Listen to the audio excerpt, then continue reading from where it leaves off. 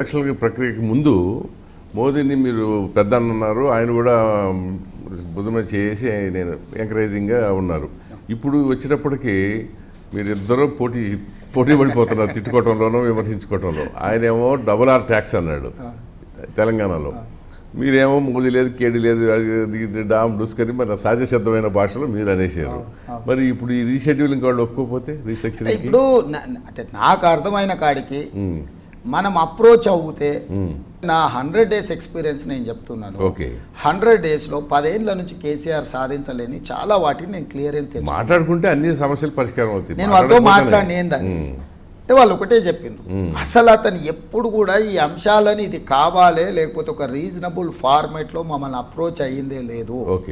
అహంకారంతో పాటు మాకు పేపర్ కావాలా, అతను ఏదో వచ్చేసి రిప్రజెంటేషన్ ఇచ్చో ఇయ్యకనో బయటికి పోయి మాట్లాడితే దానివల్ల ఆయనకు ఉపయోగం లేదు, మేము చేయడానికి ఏం లేదు. సో మీరు వచ్చి నన్ను కూర్చోబెట్టి అక్రాస్ ద టేబుల్ కూర్చోబెట్టి హోమ్ మినిస్టర్ కానీ అంటే అమిత్ షా గారు కానీ రాజ్నాథ్ సింగ్ గారు కానీ షెకావత్ కానీ ఎంతమంది అయితే మంత్రులను కలిసినో మనం వెళ్ళి అపాయింట్మెంట్ తీసుకొని నిర్మలా సీతారామన్ గారి దగ్గరికి వెళ్ళినప్పుడు మాకంటే ముందు ఇంకేదో స్టేట్ వాళ్ళు ఉంటే ఒక 1.5 hours మేము వెయిట్ చేసినాం. వెళ్ళినాము వారు కూర్చోబెట్టి అందరు ఆఫీసర్లను పిలిపించేసి లోన్ రీస్ట్రక్చర్ మీద అక్కడికక్కడ పిలిపించి అక్కడికక్కడ అక్రాస్ ద టేబుల్ ఇన్స్ట్రక్షన్స్ ఇచ్చిండ్రు. నాకు కొన్ని బ్యాక్వర్డ్ డిస్ట్రిక్ట్ ఫండ్స్ ఇతర ఫండ్స్ ఇష్యూస్ కూడా చెప్తే ఇమ్మీడియట్గా వారు ఇన్స్ట్రక్షన్ ఇచ్చారు. సో 100 days నా ఎక్స్పీరియన్స్లో నాకు ప్రభుత్వ పరంగా నాకు ఎలాంటి ఇబ్బందులు రాలేదు. మన కంటోన్మెంట్ ఏరియాలో కూడా 194 ఎకరాల భూమి కంటోన్మెంట్లో 1 ఇంచ్ కూడా వదిలేరు. అవును, ఎలివేటెడ్ కారిడార్స్ కోసం 194 ఎకరాల భూమి నాకు బదలాయింపు చేసిండ్రు ఇమ్మీడియట్గా. ఈవెన్ 10 ఏళ్ళు కాంగ్రెస్ ఉన్నప్పుడు అది పెండింగ్ జరిగింది, ఈవెన్ 10 ఏళ్ళు మోడీ అండ్ కేసీఆర్ గారు ఉన్నప్పుడు కూడా అది పెండింగ్ జరిగింది. కానీ మొన్న నేను వెళ్తే కూర్చుంటే అక్రాస్ ద టేబుల్ అన్ని తెప్పించుకొని మనకి ఇచ్చేసిన ఫౌండేషన్ స్టోన్ కూడా వేసిన. అంటే 100 ఏళ్ళ నుంచి ఆ ప్రాబ్లం ఉంది.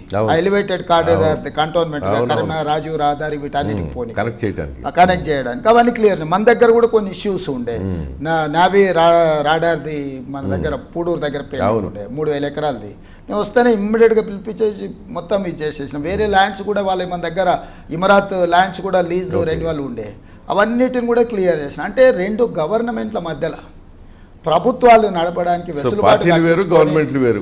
ఎస్, ఇప్పటి వరకు అయితే మేమిద్దరం అట్లనే వ్యవహరించమని నేను అనుకుంటున్నా.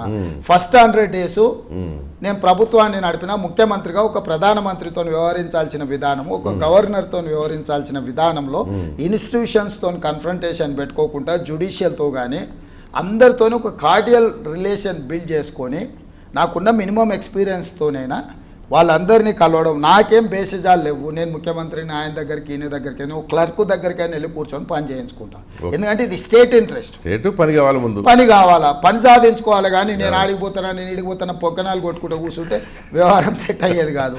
ఫస్ట్ 100 days నా ఎక్స్పీరియన్స్ మొత్తము ఒక ప్రధానమంత్రి, ఒక గవర్నరు, ఒక supreme court chief justice, high court chief justice, ఒక ముఖ్యమంత్రిగా నా రిలేషన్స్ అన్నిటిని కూడా నేను స్ట్రీమ్ లైన్ చేసుకున్నాను. సెకండ్ ఫేజు March 17th నుంచి ఒక 100 days వేసుకోండి.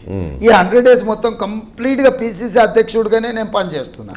ఇప్పుడు నేను పిసిసి అధ్యక్షుడిగా ఇక నా పార్టీ, నా లైను, నాకు రాజకీయము ఇదే నన్ను ఆవహిస్తుంది. అవును, ఇది ఎలక్షన్ అయ్యే వరకు ఎవరికైనా ఇక నాకు తప్పదు. నాకు June 4th వరకు మీరు లాక్కొచ్చి ముఖ్యమంత్రి లాగా వ్యవహరించమని నేను వ్యవహరించను, తత్వం వేరు.